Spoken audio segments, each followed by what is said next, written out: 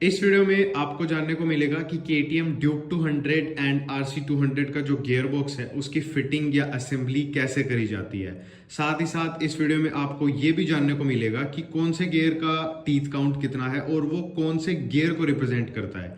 मतलब third gear कौन सा है, फोर्थ गियर कौन सा है, सारी चीज़ों के बारे में। साथ ही साथ कौन सा शिम कहाँ पर लगेगा, कौन सा वॉशर कहाँ पर लगेगा, बुशिंग कहाँ पर लगेगी, सर्कलिप कहाँ पर लगेगी, basically A to Z detail में आपको जो गियरबॉक्स की असेंबली है वो मैं दिखाने वाला हूँ। तो बस अभी ज़्यादा टाइम वेस्ट नहीं करते और सीधा अपनी जो असेंबली है उसकी तरफ मूव ऑन करते हैं। तो सबसे पहले तो मैं चाहूँगा कि आप ये जो फ्रेम अभी देख रहे हैं इसका एक स्क्रीनशॉट ले लें ताकि ये वीडियो आपको बार बार देखने की जरूरत ना पड़े। एक बार आप जो गियरबॉक्स है उसकी फिटिंग कैसे होती है वो समझ लें और उसके बाद में जब भी आपको फिर से सेम गियरबॉक्स रिबिल्ड करना हो तो ये जो स्क्रीनशॉट है ये आपके काम आ जाएगा। And with that said and done, अभी मैंने बेसिकली क्या करा है, ये हमारी इनपुट शाफ्ट है और ये इसके सारे गियर्स, वॉशर, सर्कलिप्स, बुशिंग्स, लॉक्स सारे के सारे यहाँ पर मैंने अरेंज कर दिए हैं। Same goes with the output shaft. Output shaft ये रही एंड इसके जितने भी गियर्स हैं उनको यहाँ पर अरेंज कर दिया है। साथ ही साथ इनके जो टीथ काउंट है, मतलब ये जो इनमें दांतें हैं, इनको मैंने काउंट करके यहाँ पर लिख दिया है और उसी के साथ मैंने नीचे लिख दिया है गियर का नंबर। तो हमारी जो आउटपुट शाफ्ट है उसमें हम गियर्स कैसे आइडेंटिफाई करें? वेल, जो सबसे बड़ा गियर होगा साइज में उसका फर्स्ट गियर होने वाला है आउटपुट शाफ्ट का, और वैसे ही जैसे जैसे छोटे गियर्स होते जाएंगे साइज में वो बड़े गियर होते जाएंगे। मतलब आउटपुट शाफ्ट में उल्टा सीन है, जो सबसे बड़े साइज का गियर होगा वो सबसे छोटा गियर होगा, यानी कि सबसे बड़ा फर्स्ट गियर होगा और सबसे जो छोटा है वो सिक्स्थ गियर होने वाला है।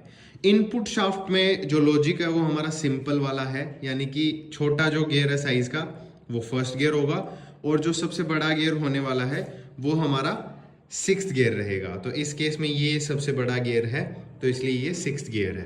तो इस तरीके से जो गियर्स हैं उनको आइडेंटिफाई करा जाता है।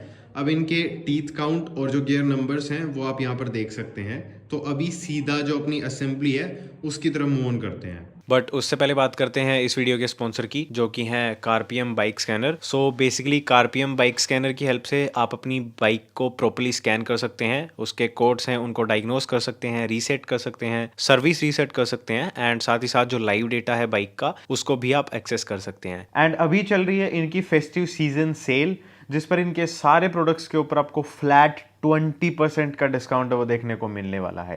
सो लिंक डिस्क्रिप्शन में है, do check it out. And अभी बैक टू द वीडियो। तो शुरुआत करते हैं अपनी जो इनपुट शाफ्ट है उससे। तो इसमें जो फर्स्ट गियर है इसका वो बिल्ट इन है। अगर इसको आपको चेंज करना है तो आपको शाफ्ट को ही चेंज करना पड़ेगा। तो ये हमारा परमानेंटली लगा रहता है। उसके बाद में नेक्स्ट चीज़ जो हमें लगानी है वो है ये वॉशर। इसको आप एज ए शिम भी अंडरस्टैंड कर सकते हैं, क्योंकि इसके आगे जो गियर लगेगा और ये जो गियर है इनके बीच में ये एक स्पेसर टाइप या फिर शिम टाइप चीज़ का काम करता है, जिससे कि इन दोनों के बीच का जो फ्रिक्शन है वो कम हो सके। तो ये लग गया। उसके बाद में हमारा जो सिक्स्थ गियर है वो लगने वाला है। तो इसमें ये वाली डायरेक्शन हम इस तरफ रखेंगे, ये बेसिकली कुछ इस तरीके से लगेगा। एंड ये जो जितने भी गियर्स वगैरह मैं लगा रहा हूँ तो अभी मैं इन पर ऑयल वगैरह यूज़ नहीं कर रहा हूँ, लेकिन आपको जो इंजन ऑयल है वो ज़रूर से यूज़ करना है। मेरा यूज़ ना करने के पीछे का रीज़न ये है कि ऑयल लगते ही ये रिफ्लेक्टिव हो जाते हैं और फिर जो कैमरा है वो अच्छे से फोकस नहीं कर पाता है। तो मैं ये सब करने के बाद में ऑयल लगा लूँगा। आप अगर साथ साथ ऑयल लगाते चलेंगे तो ज़्यादा बेटर रहेगा। फिर बारी आती है ये जो कॉलर है या फिर स्लीव, जो भी आप इसको बोलना चाहें, इसको लगाने की। तो ये वाली साइड हम बाहर की तरफ रखते हुए लगाएंगे और ये बेसिकली ये जो गियर है इसके अंदर जा कर के लगेगी, क्योंकि ये जो गियर है इसमें मूवमेंट काफ़ी ज़्यादा है और ये हमारा जो ये मूवमेंट है उसको किल कर देगी। तो अभी हमारा जो गियर है वो काफ़ी स्मूथली रोटेट हो रहा है, एज यू कैन सी। उसके बाद में हम लगाने वाले हैं इस वाले वॉशर को। इसमें ये कट्स बने हुए हैं जो हमारा गियर है उसकी जो स्प्लाइंस हैं उसके लिए। तो इसको आप स्प्लाइन वॉशर से भी अंडरस्टैंड कर सकते हैं और इसकी भी कोई डायरेक्शन नहीं है, इसको आप कैसे भी लगा सकते हैं। इट इज़ जस्ट कि इसको लगाते टाइम आपको ये जो स्लॉट्स हैं इनको मैच करना पड़ेगा। तो इसको लगा करके यहाँ पर ड्रॉप करना है। और फिर बारी आती है ये जो सर्कलिप है इसको लगाने की। तो इसको लगाने के लिए ये एक सर्कलिप प्लायर आता है, इसकी आपको ज़रूरत पड़ने वाली है। इस सर्कलिप प्लायर के जो एंड्स हैं उनको यहाँ पर रख के कुछ इस तरीके से इसको हम एक्सपैंड कर लेंगे और फिर इसको इधर से इंसर्ट करेंगे। और जैसे कि आपको यहाँ पर ये कट दिख रहा है वैसे ही यहाँ पर एक कट है, एक प्रॉपर स्लॉट है जिसमें ये जो सर्कलिप है ये जाकर के लॉक होने वाली है। तो मैं ये काफ़ी सारी वीडियोस में दिखा चुका हूँ, ये काफ़ी टीडियस प्रोसेस है तो मुझे थोड़ा टाइम लगेगा इसको लगाने में। तो मैं इसको लगा लेता हूँ और फिर आगे का जो स्टेप है उसकी तरफ मूव ऑन करेंगे, जो कि होने वाला है हमारा थर्ड एंड फोर्थ गियर है, दोनों को एक साथ लगाना। अब ये दो गियर्स एक ही जो गियर है उसमें बिल्ट इन है, तो इसीलिए इन दोनों को एक साथ बोला जा रहा है। और इनको लगाने की जो डायरेक्शन है वो कुछ इस तरीके से है कि जो स्मॉल गियर है जिसमें कम टीथ्स हैं वो हम बाहर की तरफ रखेंगे, और जो बड़ा गियर है जिसमें ज़्यादा टीथ्स हैं उसको हम अंदर की तरफ रखेंगे। सो ये कुछ इस तरीके से लगने वाला है। एंड इसका जो सेलेक्टिंग मैकेनिज्म है वो आप अभी देख सकते हैं। ये जब हम दूसरा गियर शिफ्ट करेंगे तब यहाँ तक आएगा, तो ये रोटेट करेगा और इसके अंदर ये प्रॉपर्ली स्लाइड इन हो रहा है। तो ये हमारा लग गया। अब यहाँ पर लगेगी फिर से ये सर्क्लिप, तो इसको लगाते हैं। There we go. यहाँ पर हमारी जो सर्क्लिप है वो लग चुकी है। लगाने के बाद में सर्क्लिप को थोड़ा सा रोटेट करके चेक करना रहता है कि ये इसका जो स्लॉट है उसमें प्रॉपर्ली बैठी है या नहीं। उसके बाद में फिर से जो स्प्लाइन वॉशर है उसको लगाना है, तो इसको भी आप कैसे ही लगा सकते हैं। There we go. फिर बारी आती है ये वाला गियर लगाने की, जो कि हमारा फिफ्थ गियर है एंड इसमें टोटल 22 टीथ्स हैं। और इसमें प्लेन साइड है उसको बाहर रखेंगे, कट वाली साइड है उसको अंदर रखेंगे, तो ये ऐसे लगेगा। और जब शिफ्टिंग की बारी आएगी तो ये कुछ इस तरीके से शिफ्ट होना। So we are good to go. फिर बारी आती है जो सेकंड गियर है उसको लगाने की। तो वैसे तो इन माय ओपिनियन इसको आप कैसे भी लगा सकते हैं, लेकिन इसमें ये जो साइड है ये हल्की सी टेपर्ड है और ये साइड एकदम फ्लैट है। तो फ्लैट साइड को हम नीचे की तरफ रखेंगे और जो स्लाइट टेपर्ड साइड है उसको हम ऊपर की तरफ रखते हुए लगाएंगे, तो ये कुछ ऐसे लगेगा। एंड फिर इसके ऊपर ये जो वॉशर है ये हम ड्रॉप कर देंगे और हमारी जो इनपुट शाफ्ट है वो कम्प्लीटली रेडी हो चुकी है। तो अभी बारी आती है आउटपुट शाफ्ट को असेंबल करने की। तो आउटपुट शाफ्ट में सबसे पहले वाला जो रीसेस है उसमें ये एक ओरिंग लगती है। तो सबसे पहले इसको केयरफुली यहाँ तक लेकर के आना है और लगाना है।